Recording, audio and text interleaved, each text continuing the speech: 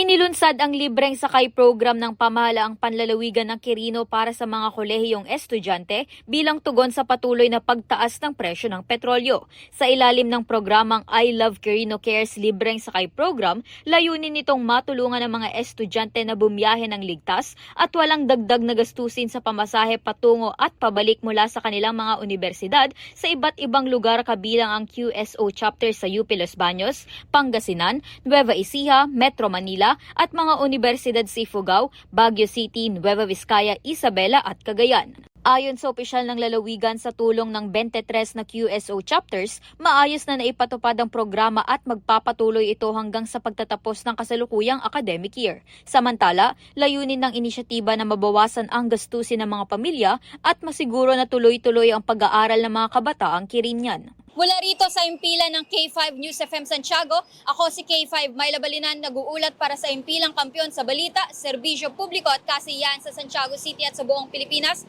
K5 News FM.